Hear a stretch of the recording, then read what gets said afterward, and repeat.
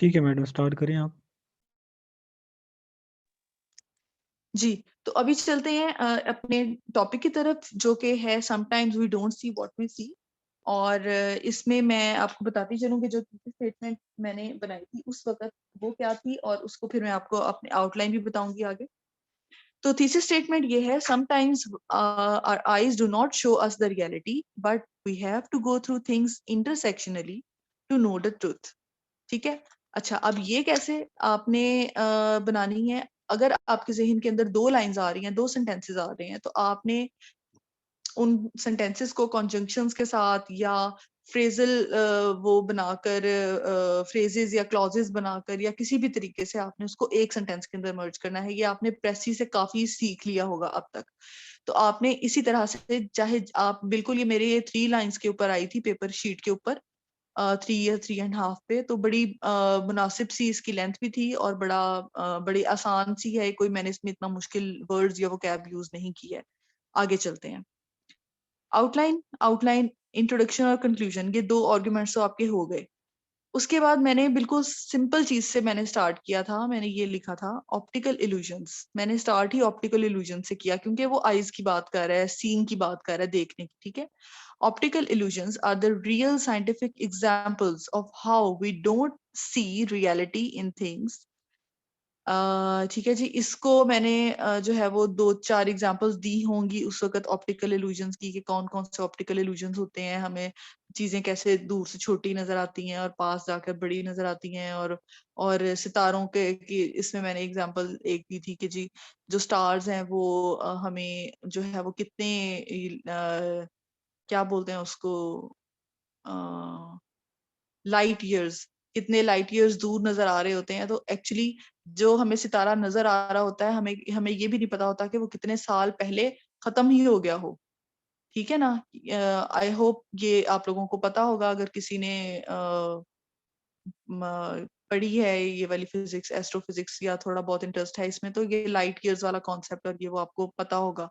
तो ये वाली एग्जांपल दी थी, और कुछ एक दो ऐसी एग्जांपल्स दी।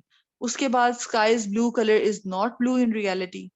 उसके बाद rainbow is the spectrum of scattered white light. We don't realize the presence of 7 colors in white light until it is scattered. ठीक है, कि हम इंटरसेक्शनली हम चीजों को कब देखेंगे? एक प्रिज्म है जो हमें चीजों को इंटरसेक्शनली करके, हमें व्हाइट लाइट को इंटरसेक्ट करके हमें दिखाता है। ठीक है।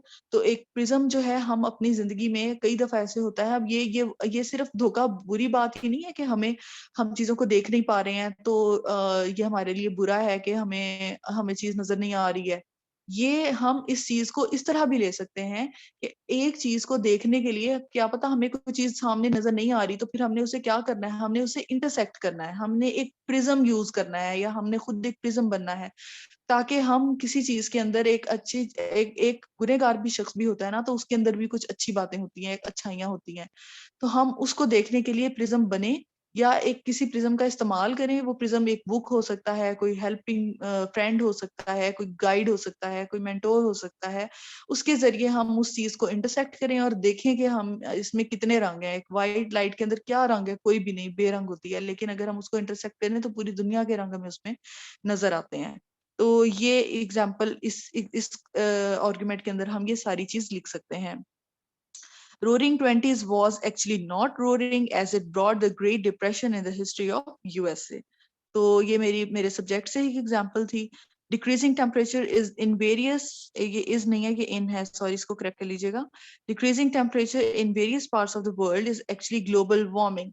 अब हमें नजर आता है कि जी इस साल सर्दी की शिद्दत टूट जाएगी, ये पिछले 50 साल का रिकॉर्ड टूट गया जी, टेम्परेचर यहाँ तक पहुंच गया।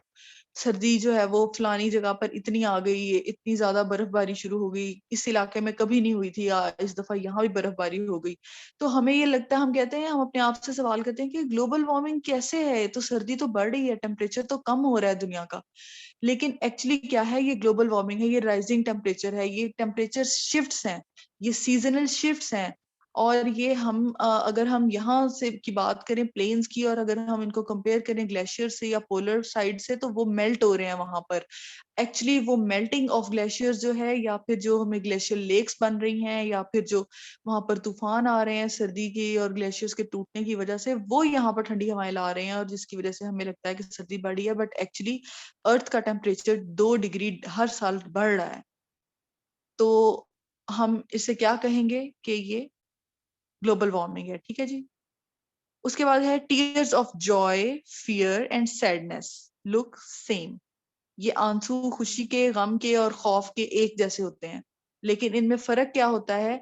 इनकी वैसे तो इनकी केमिकल कंपोजिशन में फर्क होता है, सॉरी, इनके फिजिकल स्ट्रक्चर जो होता है ना आंसुओं का, इनके अंदर फर्क होता है। अगर हम इनको माइक्रोस्कोप से देखें तो ये तीनों आंसू की बनावट जो है ना वो फर्क होती है, वाटर की मॉलिक्यूल्स की अरेंजमेंट के उससे मैं बात कर रही हूँ। तो लेकिन ये है कि हम अगर इनको देखें तो ये सेम हमें नजर आते हैं देखने में। ठीक है जी। उसके बाद हम चलते हैं, अब यहाँ से मैंने एग्जांपल दी पाकिस्तान की। अच्छा, अगर ऐसे पाकिस्तान पे होगा तो फिर आपने वर्ल्ड की एग्जांपल देनी है, इन जनरल वर्ल्ड की बात करनी है, और अगर ऐसे वर्ल्ड की या कॉमन होएगा तो फिर आपने पाकिस्तान की एग्जांपल देनी है। इन Pakistan, population explosion might look like a gigantic challenge, but it can be used as a tool of manpower as China used her population. तो आपने यहाँ पे बहुत सारी बातें लिख सकते हैं, चाइना ने क्या क्या स्ट्रेटजीज यूज की, क्या क्या किया, ये वो। इवन आप इसमें ये भी लिख सकते हैं कि जो चाइना की 1 चाइल्ड पॉलिसी थी वो कैसे 2 चाइल्ड पॉलिसी बनी, और अब वो क्या कॉन्सिक्वेंसेस फेस कर रहे हैं फीमेल इन्फेंटिसाइड्स का, ये वो उन्होंने क्या क्या कुछ बियर नहीं किया, और अभी उनको क्या इश्यूज हैं, और वो ब्ला ब्ला ब्ला। खैर ये फिर एक बहुत और तरफ बात चली जाएगी, लेकिन आप इसका छोटा मोटा वो कर सकते हैं। तो उसके बाद आपने क्या लिखा? हाउएवर, आपने काउंटर आर्गुमेंट दिया, it is human nature that he believes in what he sees. ठीक है। तो ये आपका मिलता जुलता हो गया आपके टॉपिक के साथ, एक कोहेरेंस आ गई इसके अंदर। नो डिनायल, ये 10 जो है ये ओमिट कर दीजिएगा, ये टाइपिंग मिस्टेक है। और नेक्स्ट आपका कंक्लूजन। तो यहाँ पे मैंने जो प्रोवर्ब्स यूज की थी और फ्रेजेस यूज की थी, इसमें मेरी एक कमी थी, मैंने बुक्स के रेफरेंसेस नहीं दिए थे। आप लोगों ने यकीनन बहुत सारी बुक्स पढ़ी होंगी, तो आप लोगों ने बुक्स के रेफरेंसेस के साथ बात करनी है लाजमी। और ये मैंने जो ऐसे स्टार्ट किया था वो मैंने कोटेशन से स्टार्ट किया था, all that glitters is not gold. ये मैंने ऐसे के स्टार्ट में लिखा था, और फिर अपना इंट्रोडक्शन स्टार्ट किया था। और फिफ्थ पॉइंट जो मेरा था, जो यूएस हिस्ट्री से था, वहां पर मैं लिखा था progress is not always progressive. और थर्ड पॉइंट जो मैंने लिखा था, सीइंग इज बिलीविंग, ये मैंने काउंटर आर्गुमेंट में लिखा था। और एंड भी मैंने किसी प्रोवर्ब के साथ ही किया था, बट मुझे वो याद आज तक नहीं आया कि वो क्या था, लेकिन मुझे ये याद है कि मैं करती स्टार्ट और एंड हमेशा किसी प्रोवर्ब से करती होती थी। तो मैंने लिखा था, पर मुझे याद नहीं है कि मैंने क्या लिखा था। बहरहाल आप लोग भी ऐसे कीजिएगा, पेपर देकर आके फौरन अपनी आउटलाइन थीसिस स्टेटमेंट ये लिख लीजिएगा, ये बहुत बच्चों के आगे काम आता है। आपका ऐसे पास भी है, अगर आपका ओवरऑल नहीं भी है पास सीएसएस, लेकिन अगर ऐसे पास है ना, तो आप बहुत सारे बच्चों का भला कर सकते हैं। तो ये है, ये था मेरा ऐसे और आउटलाइन। आई होप आप लोगों को बड़े अच्छे से समझ आ गई होगी कि ब्रेनस्टॉर्मिंग कैसे करनी है और आर्गुमेंट बिल्डिंग कैसे करनी है।